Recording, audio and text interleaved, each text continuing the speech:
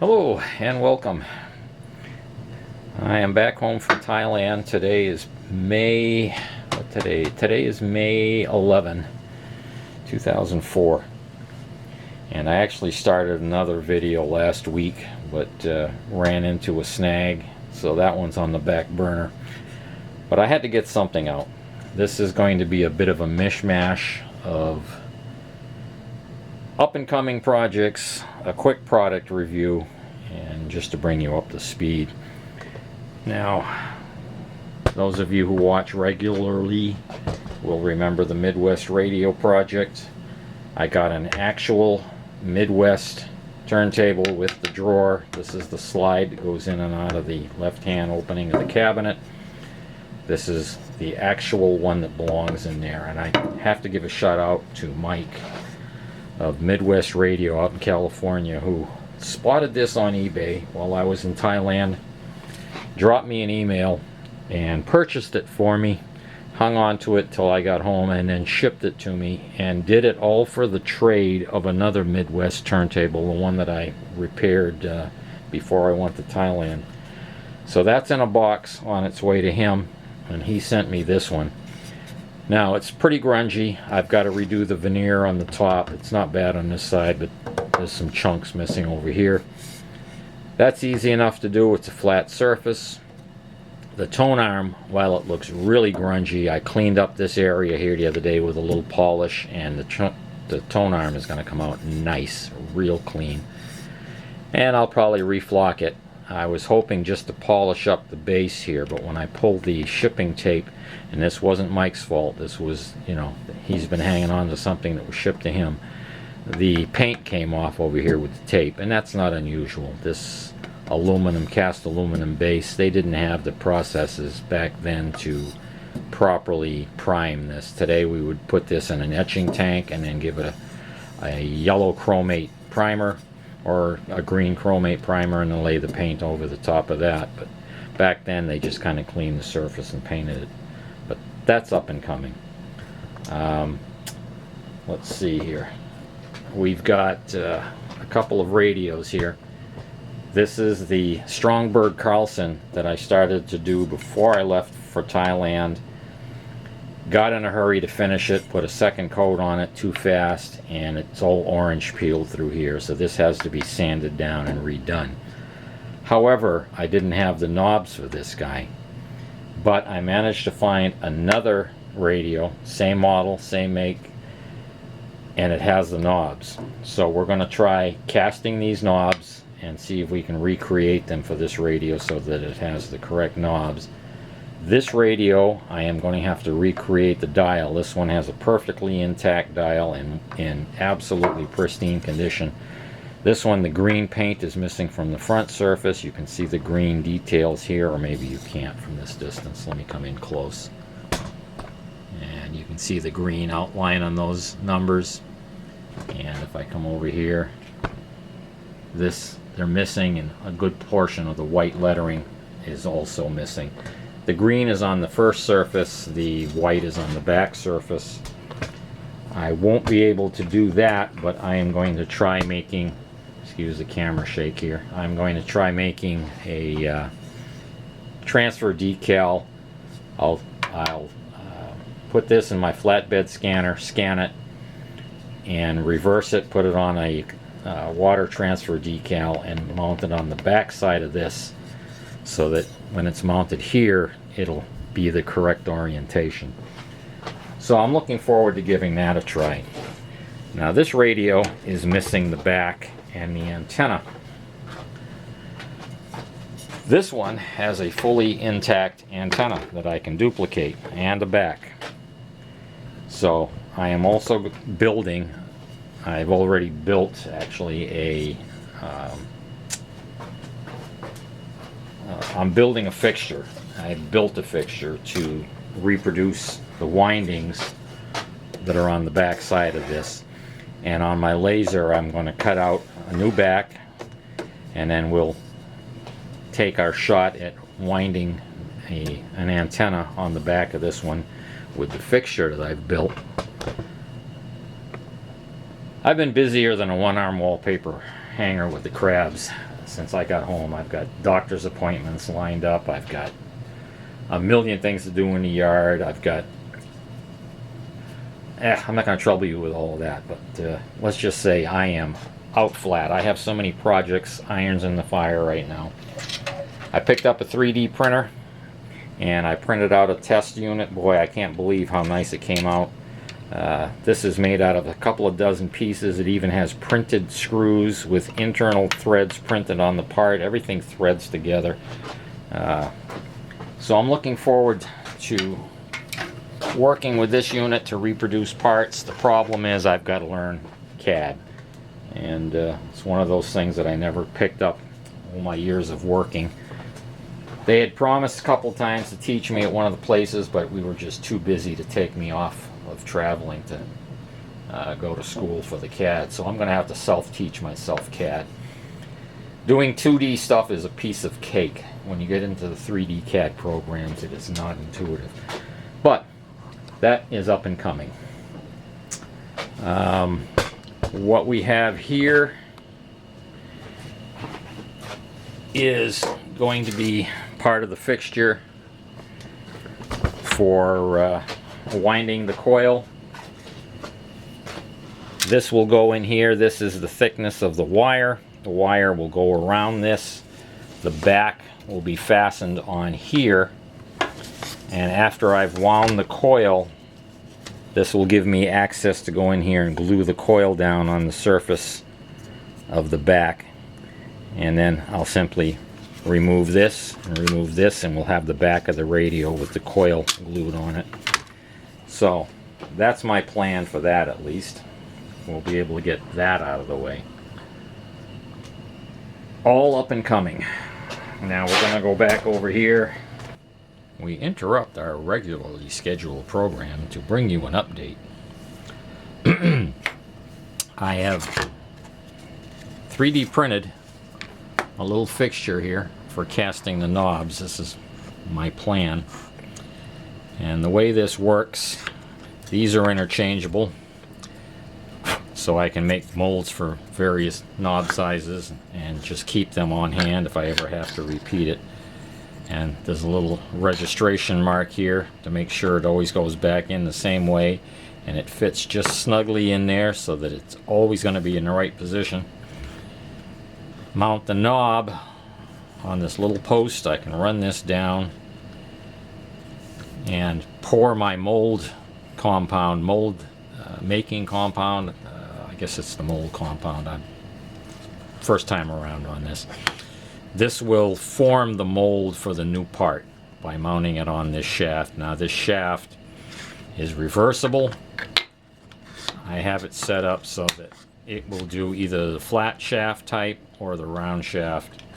So you put your knob on here, put the little cup here, get your mold compound ready, pour it in there, and get your knob, sitting so that the level ends up with the top of the knob and it's adjustable. So if I need to go a little deeper to get the level correct, let that sit until the compound sets up. Then you'll remove that knob, take it off of here, and I've got to show you another piece. Because those knobs are a little bit tricky, these have the little metal insert in them that hold them on the shaft, and casting that form inside of here and getting a metal piece to fit, that's going to be a horror show. But I've got these that came out of some Heathkit knobs, and I harvested them out of some Heathkit knobs. I know I'm going to catch a lot of flack for that, but I had a whole bunch of these laying around. This has got the little metal insert in it, so this will simply go on here on the end of this guy, and that will be set down into the rubber mold, which will be in the cup that was made with this, and I'll pour my molding plastic in there.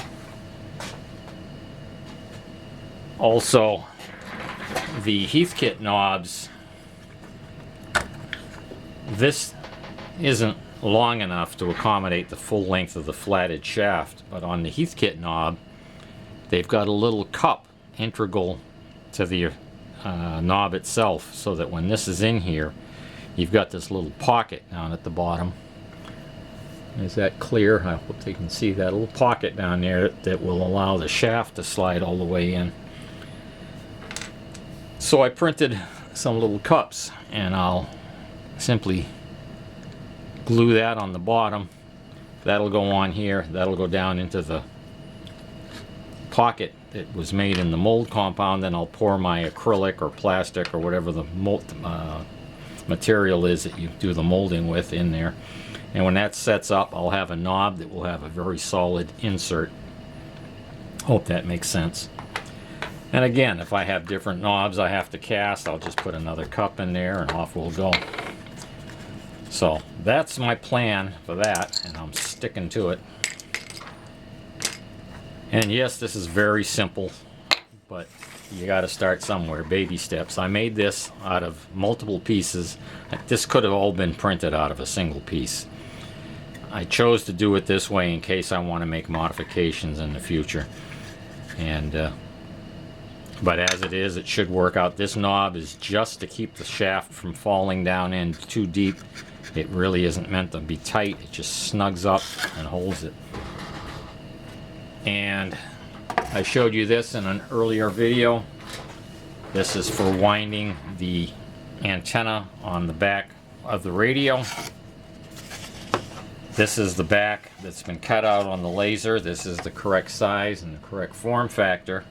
And I 3D printed this piece and made it fit this little piece of wooden dowel so that I can clamp this in the vise, put my spool of wire, which is actually right here.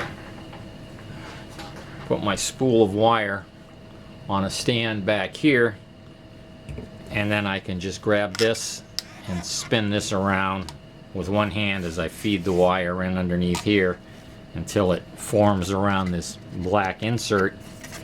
And these spots here, I'll apply adhesive as I go around. I'm going to use a UV adhesive so I can put a few turns on and then quickly tack it in place and put a few more turns on until I've got my antenna wound. And that way I should be able to recreate the back, and then I'll just take it apart and the piece that's here will be the back of the radio. Okay, we now return to our regularly scheduled program. Into the main lab. And those of you who watch me on a regular basis saw that I had these in Thailand. They're a Royer oscillator type power supply. Those blew up because somebody put them on a dimmer switch.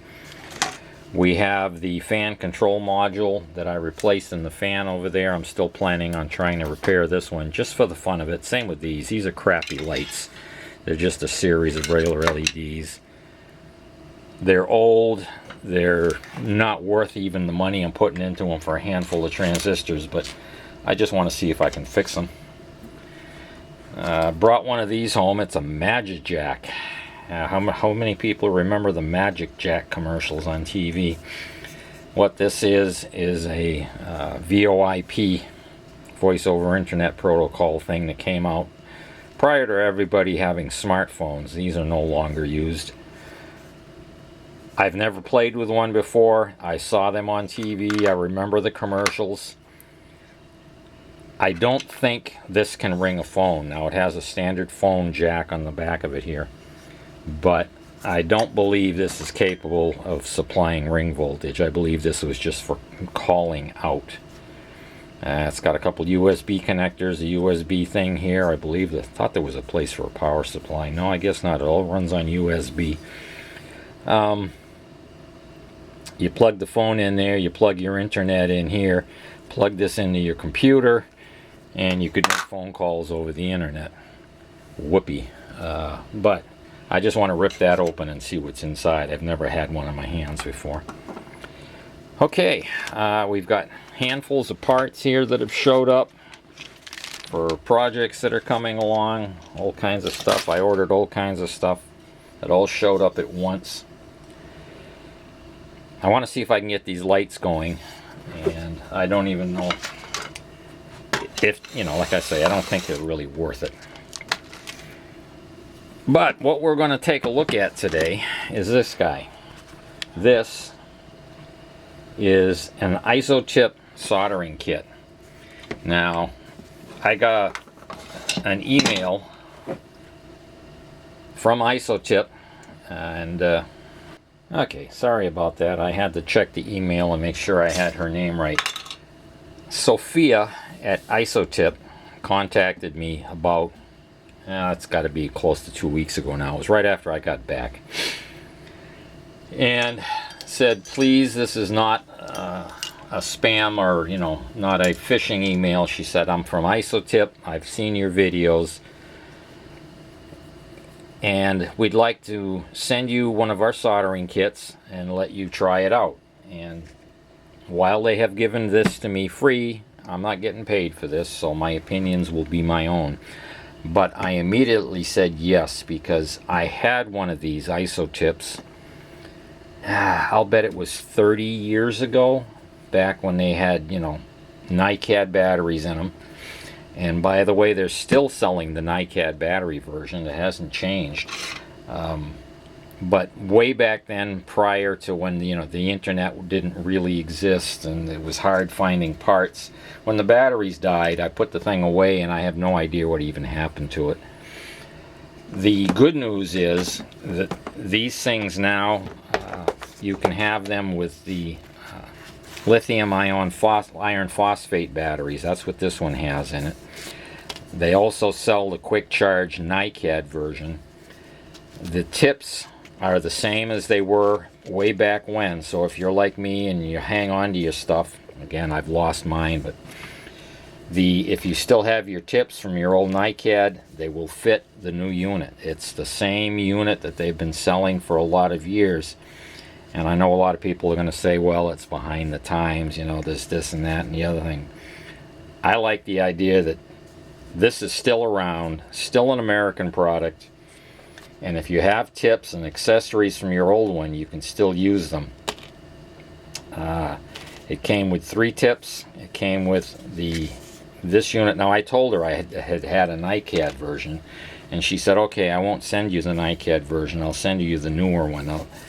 It comes with the charging stand that it plugs into and sits on charge. Now, what I do find interesting is the manual says leave it plugged in and leave it in the stand. You can just leave it in there.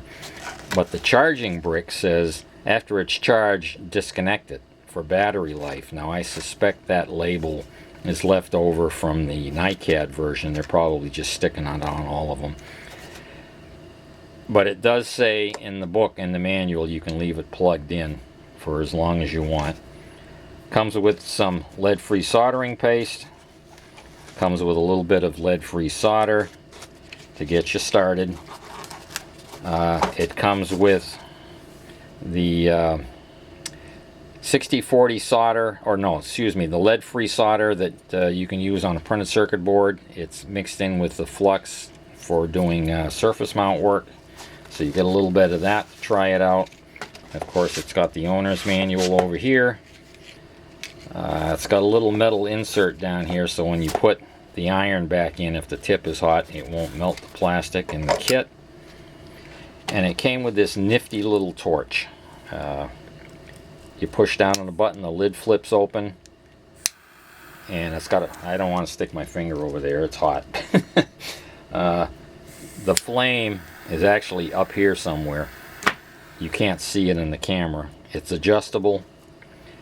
You can use this for heat shrink, or just, you know, anything you want to use a little torch for.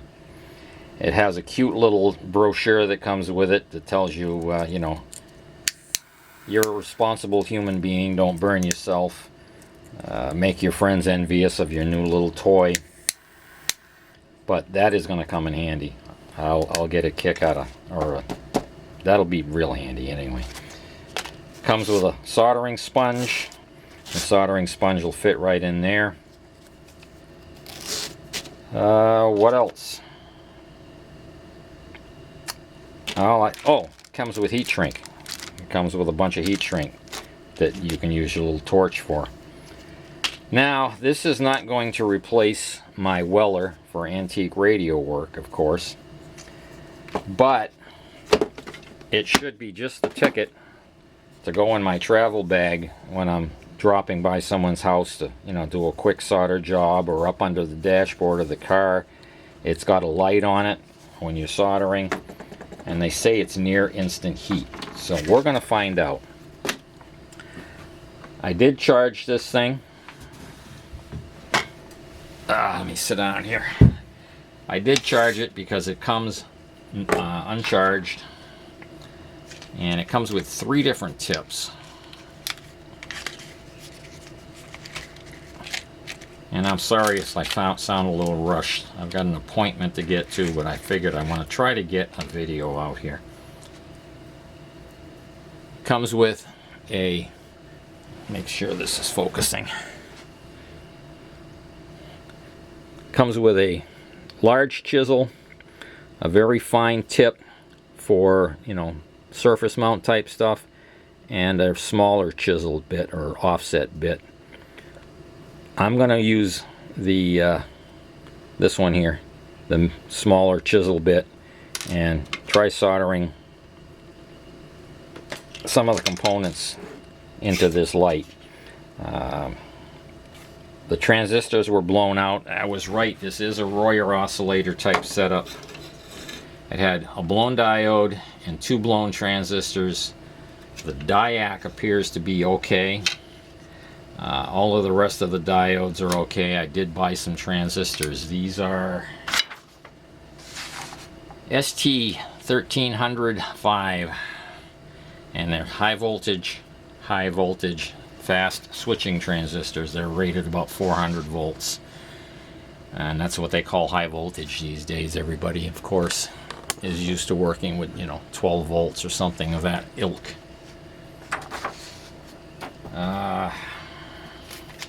Haven't done this in so long. Okay, I've got to replace some 1N 4007s, and we've got our replacement transistors here.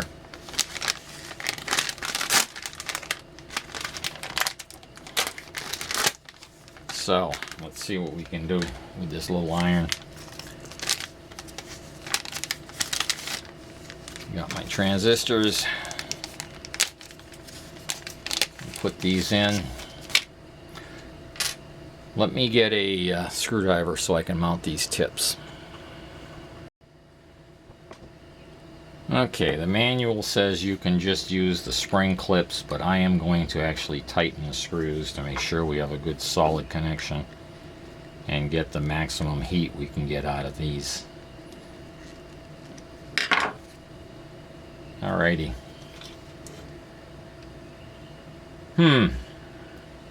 Maybe I'll go with the smaller tip after all. Maybe I'll go with the more precision tip. Let's see. They warn you not to hold the tip and press the trigger. Oh, I grabbed the wrong chisel tip, that's why.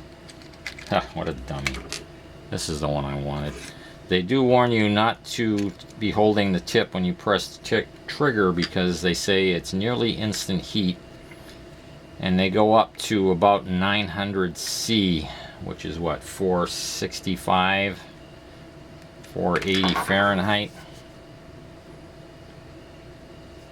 Or no, excuse me, 900 Fahrenheit, which is 460 C. I got it backwards. Somewhere around there. So more than hot enough to do soldering. Here we go. I just stick these guys in here. There's one. There's two.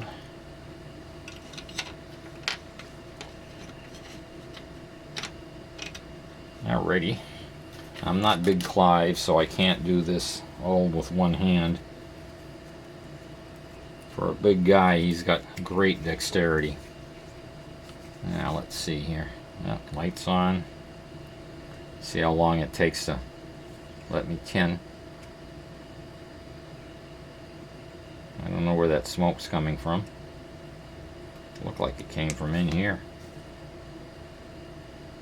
Oh, there we go. Tips up the temperature.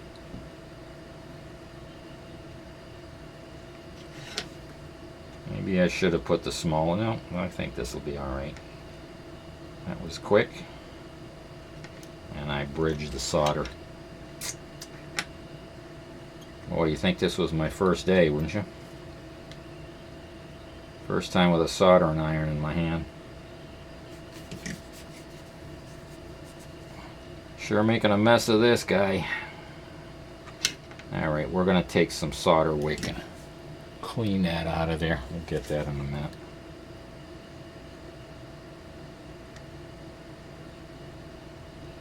There's one. Yeah, this tip's a little bit bigger than necessary. I should have gone with the small one.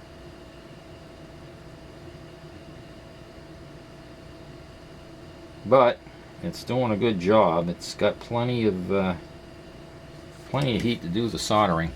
I'm gonna let that cool down. I think I'm gonna change the tip over while I look for my solder wick here. Ah, there it is. Maybe I'll solder wick first.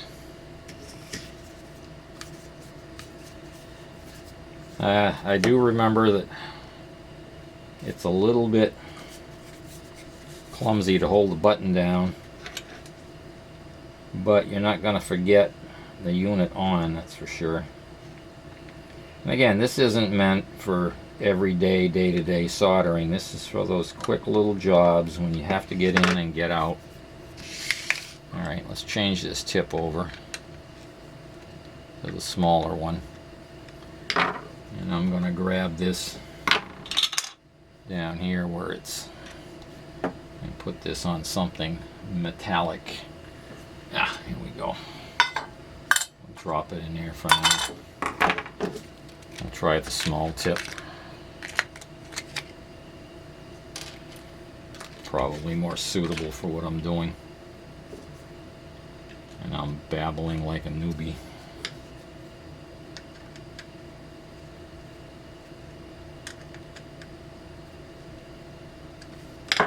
Okay, let's see what we've got.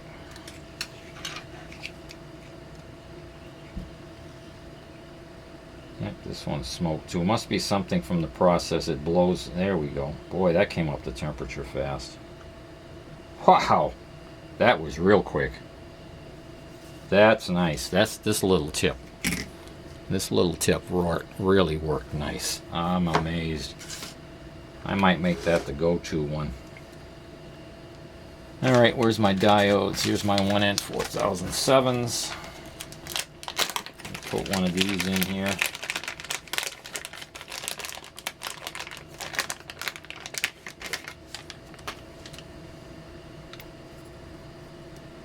And then we'll trim the leads off.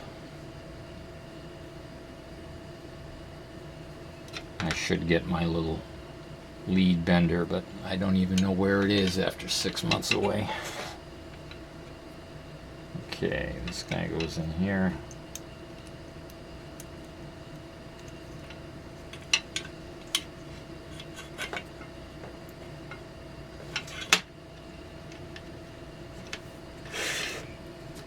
And let's see, we're going to go from cold up to temperature again. And frame, yes we are. Yep, up to temperature already. Boy, that's quick. That is real quick. And this is a little bit harder. This is a bigger pad. But, okay, this is a huge one with a bunch of leads. Let's see if it's got the heat reserve. It does it. It did it. There's a great big copper pad there, and it managed to get it soldered. I should have the stand out here to stand it in, but I haven't cleaned the bench up since I threw a bunch of junk on it.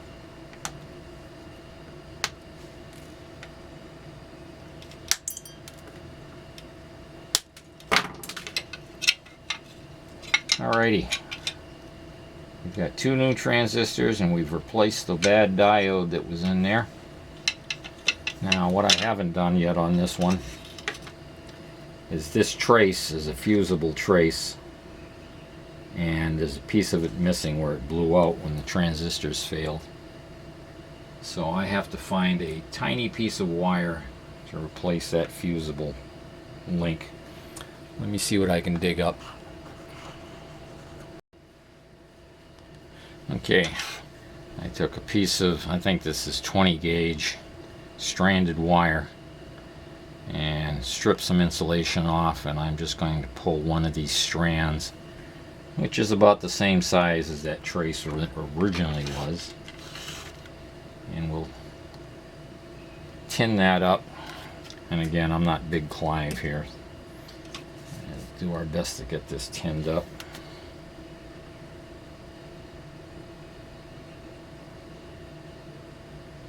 On the tip, we don't want to tin the whole thing because we don't want it carrying more current than it should.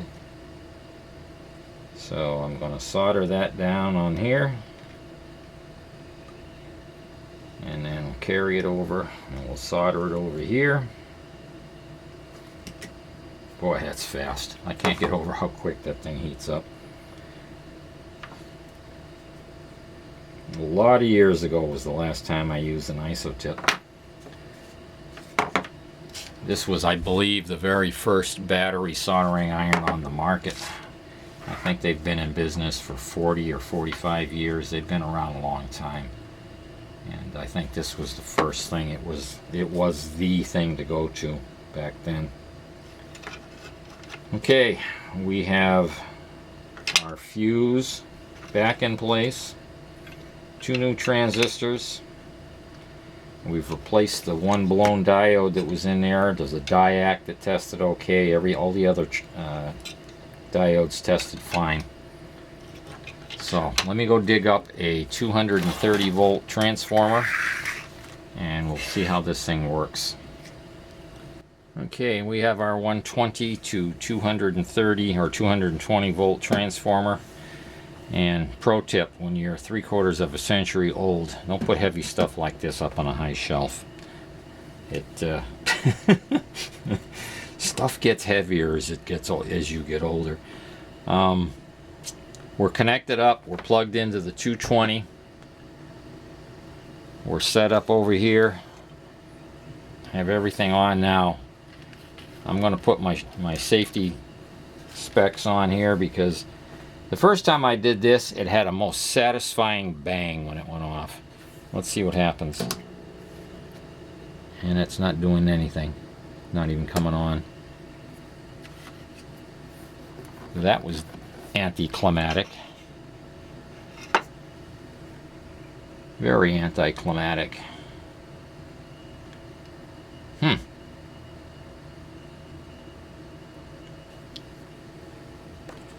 Let's see what's... Alright, let's try this again. The plug isn't fitting in here.